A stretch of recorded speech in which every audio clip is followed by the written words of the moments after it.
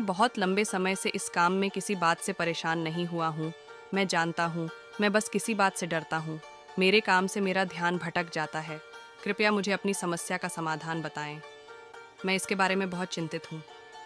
बौद्ध भिक्षु ने सम्राट की चिंता को समझा और कहा, महाराज, मैं आपकी समस्या समझ गया हूँ।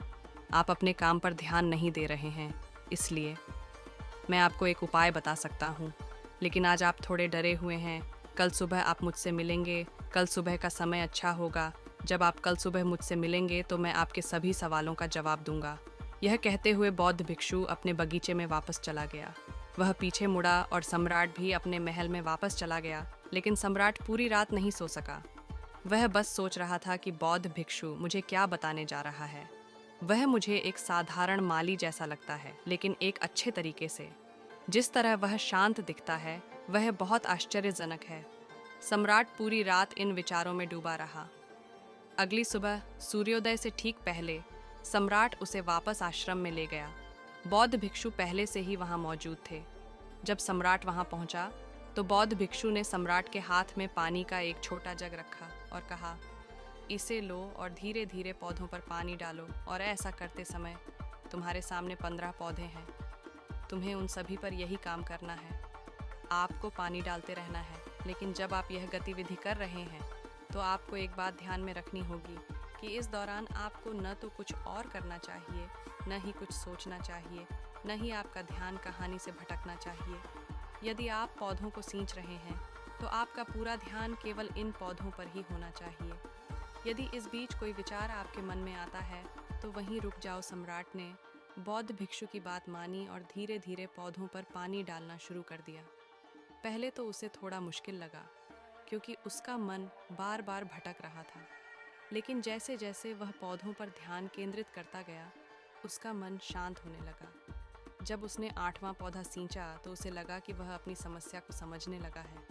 उसे एहसास हुआ कि वह अपने काम से इतना परेशान इसलिए था क्योंकि वह उसमें अपना पूरा ध्यान नहीं दे पा रहा था। वह हमेशा भविष्य के बारे में सोच रहा था या अतीत के बारे में चिंतित था। वह वर्तमान क्षण में नहीं रह पा रहा था। जब उसने 9वां पौधा सींचा तो उसे एक विचार आया। उसने सोचा कि अगर वह अपने काम पर ध्यान केंद्रित करना चाहता है तो उसे अपने मन को शांत करना होगा। उसे अपने विचारों पर ध्यान नहीं देना चाहिए, बल्कि केवल अपने काम पर ध्यान देना चाहिए। 9. ओवर थिंकिंग से बचें, वरना जीवन भर दिक्कत होगी।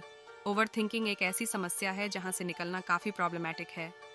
आप एक ऐसे लूप में फंस जाओगे जहां से आप किसी भी तरह अंत तक नहीं पहुंच पाओगे। तो ना बहुत ज़्यादा सोचिए और ना कम, बस सोचिए और कीजिए। लास्ट पॉइंट लोग करते ही नहीं हैं। एक्शन लेना, ज़्यादातर लोग एक्शन ही नहीं लेते और असफल ही रह जाते हैं।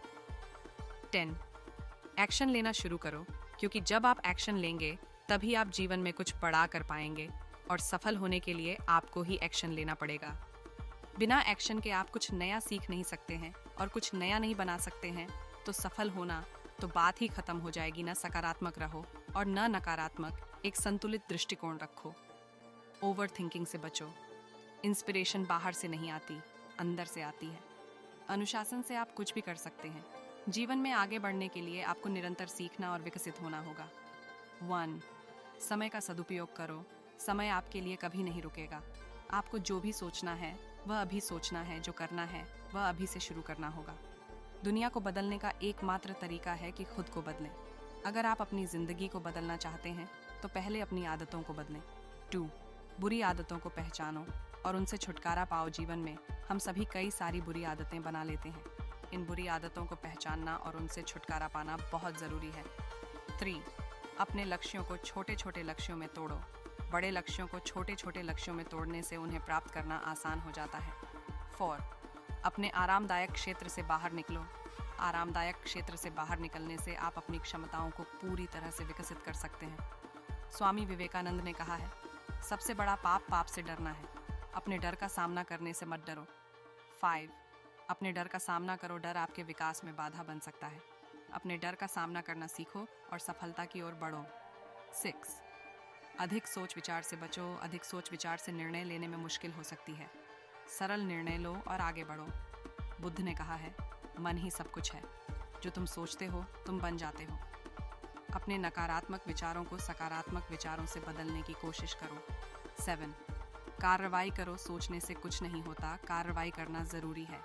अपने लक्ष्यों को प्राप्त करने के लिए कार्रवाई करो। 8. अनुशासन अपनाओ, अनुशासन के बिना सफलता प्राप्त करना मुश्किल होता है। अनुशासन अपनाओ और अपने लक्ष्यों को प्राप्त करो। लाओ त्से ने कहा है, 1000 मील की यात्रा एक कदम से शुरू होती है। मत सोचो कि आपके लक्ष्य बहुत बड़े हैं। उन्हें छोटे छोटे चरणों में तोड़कर प्राप्त करने की कोशिश करो।